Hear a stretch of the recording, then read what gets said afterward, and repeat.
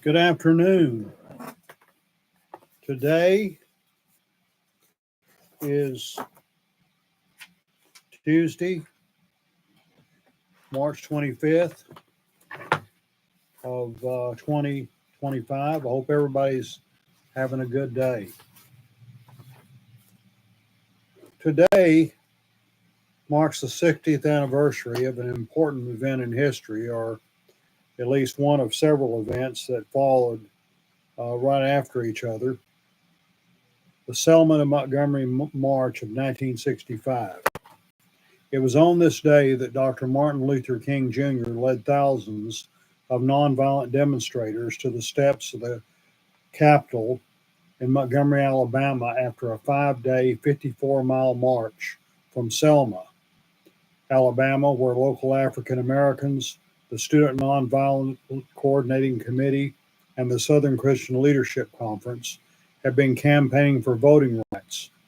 King told the assembled crowd, "There never has or never was a moment in American history more honorable and more inspiring than the pilgrimage of clergymen and laymen of every race and faith pouring into Selma to face danger at the side of its embattled Negroes." It was earlier that year, in fact, on January the 2nd, that King and the Southern Christian SCLC joined SNCC, also called SNCC, the Dallas County Voters League, and the local African American activists in a voting rights campaign in Selma, where, in spite of repeated registration attempts by local blacks, only 2% were on the voting rolls. SCLC had chosen to focus its efforts in Selma because they anticipated that the notorious brutality of the local law enforcement under Sheriff Jim Clark would attract national attention and pressure President Lyndon Baines Johnson and Congress to enact a new National Voting Rights Act. The campaign in Selma and nearby Marion progressed with mass arrests but little violence for the first month. But all that changed in February, when police attacks against nonviolent demonstrators increased. On the night of 18th of February, Alabama state troopers joined local police, breaking up an evening march in Marion. In the ensuing melee, a state trooper shot Jimmy Lee Jackson, a 25-year-old church deacon from Marion, as he attempted to protect his mother from the trooper's nightstick. Jackson died 8 days later in a Selma hospital. In response to Jackson's death, activists in Selma and Marion set out on the 7th of March to march from Selma to the state capital of Montgomery. While King was in Atlanta, his colleague Hosea Williams and also John Lewis, the future congressman, led the march. And they made their way through Selma across the Edmund Pettus Bridge. That bridge, by the way, was named after a leader of the Ku Klux Klan, where they faced a blockade of state troopers and local lawmen commanded by Clark and Major John Cloud, who ordered the marchers to disperse. And when they did not, Cloud ordered the men to advance. Cheered on by white onlookers, the troopers attacked the crowd with clubs and tear gas. Mounted police chased retreating marchers and continued to beat them. This television coverage, what became known as Bloody Sunday, triggered national outrage. Lewis, who was severely beaten on the head, said, "I don't see how President Johnson can send troops to Vietnam. I don't see how he could send troops to the Congo. I don't see how he can send troops to Africa and can't send troops to Selma."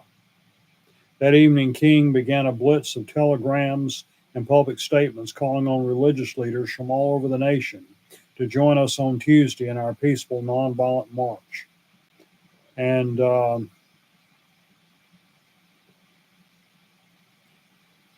but when all this was going on, federal district court judge Frank M. Johnson notified the movement attorney Fred Gray that he intended to issue a restraining order prohibiting the march until at least 11th of March.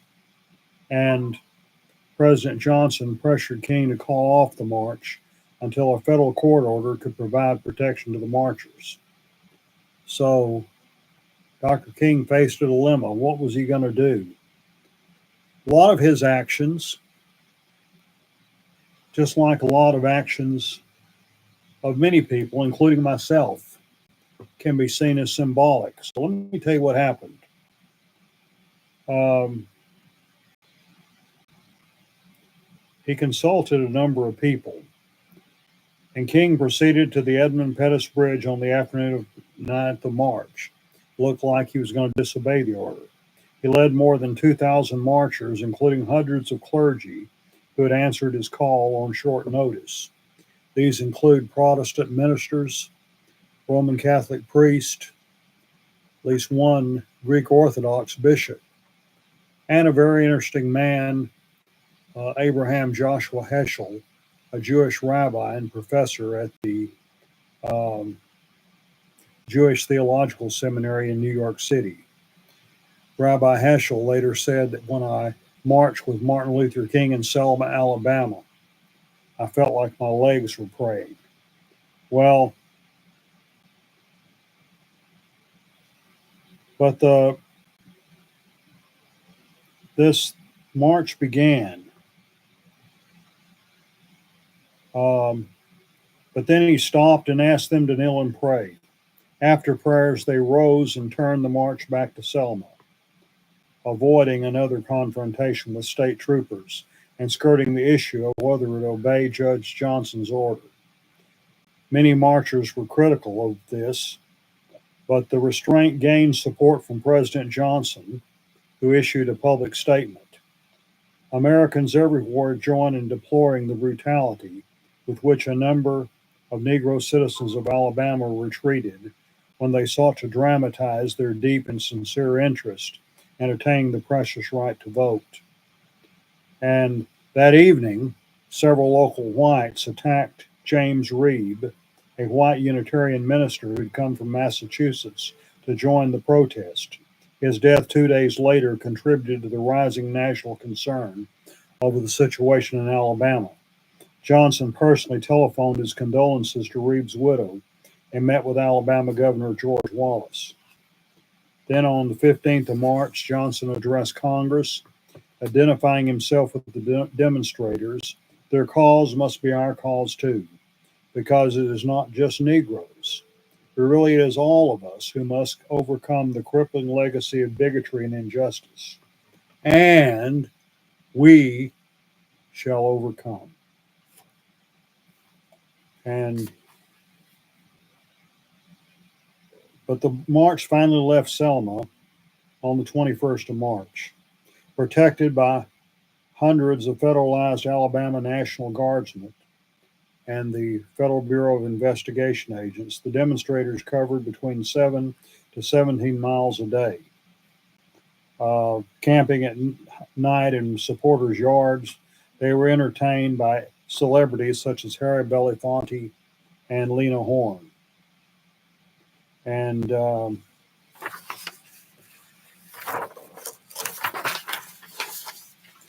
they eventually arrived there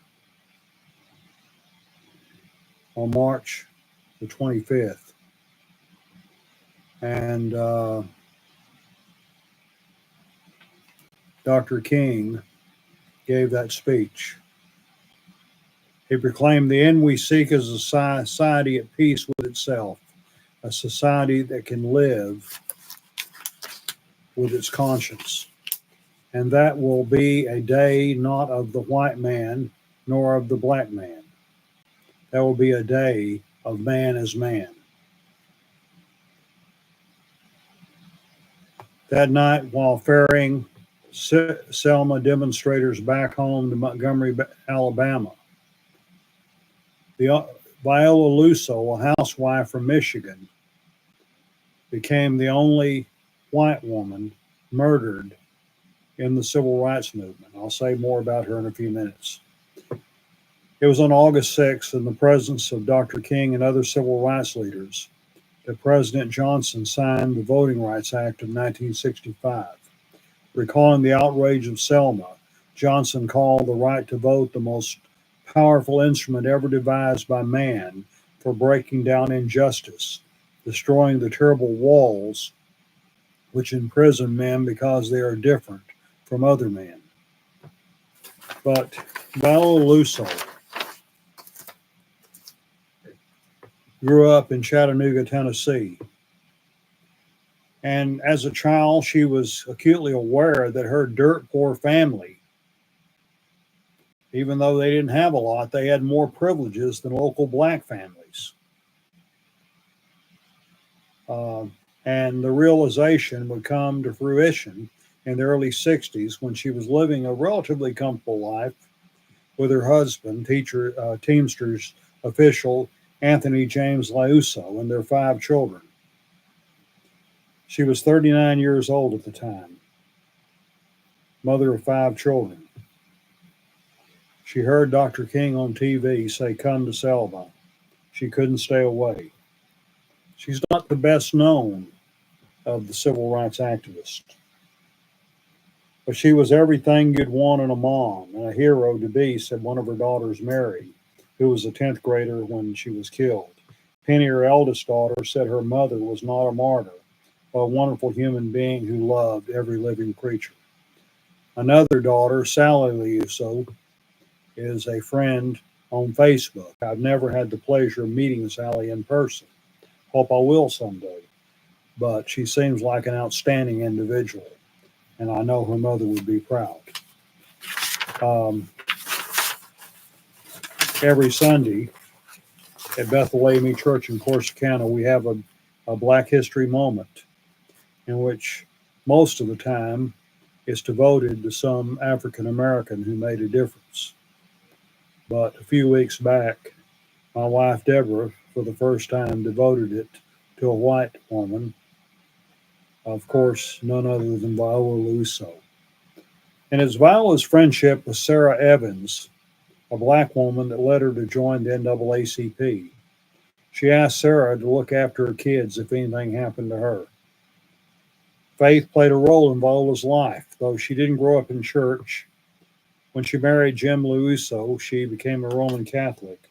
Later, she joined the Unitarian Church. So she had her sampling of different faiths. But from her home in Detroit, she watched the horror of the coverage on TV. And when she heard Dr. King call, she got in her 1963 Oldsmobile and drove to Alabama. It took her 3 days to get to Selma.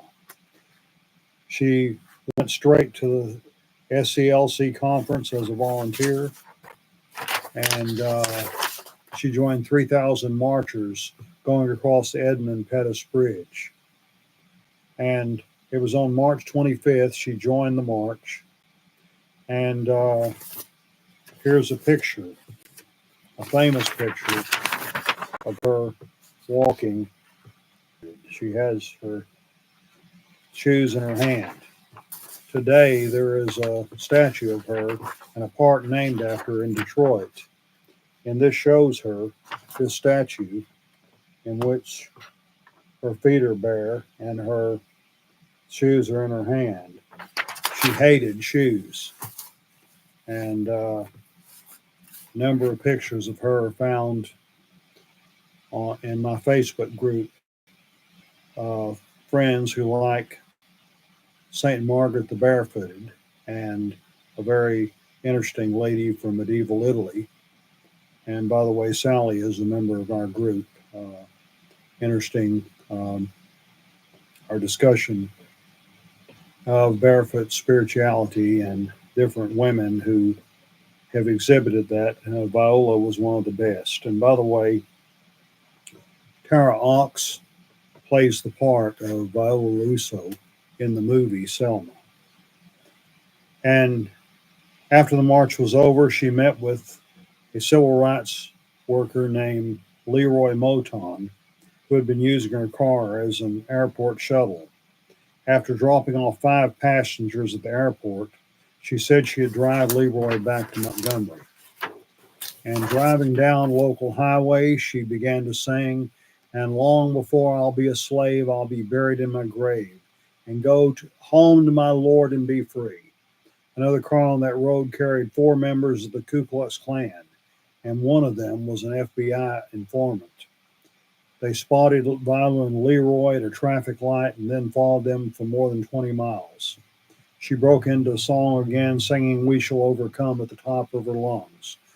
The car pulled up next to Viola's car and started shooting. Viola was shot in the head and died instantly. Leroy was only 19 at the time. He played dead, and as a result, he survived. It's my understanding that he passed away on September 13th, 2023. There would be memorial services for Viola in Alabama and Detroit. In Detroit, it was hosted by the NAACP. One of the honored guests was Rosa Parks, the lady that was involved in the Montgomery bus boycott. By the way, I had the pleasure of meeting her at Smith Chapel AME Church in Dallas in 1985. A televised High Requiem Mass at a Roman Catholic church was celebrated on March 30th. It was attended by a number of civil rights leaders, including Dr. King. And there's a picture taken of him with Jimmy Hoffa of the Teamsters Union at Viola's funeral. And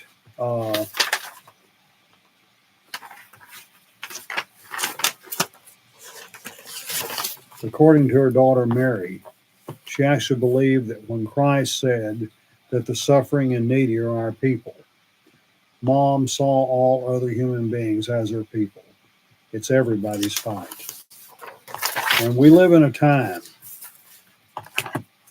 in which so many rights are in jeopardy. There's so many that are trying to turn back the clock on civil rights, and including one of the most basic rights of all, which is the right to vote. Let us resolve not to let this happen. Let us resolve to follow the example of Viola Luso and so many others who gave their lives for this cause. We love you, Viola. Rest in peace. We assure you your sacrifice will never be forgotten. God bless all the sound of my voice. Have a good evening.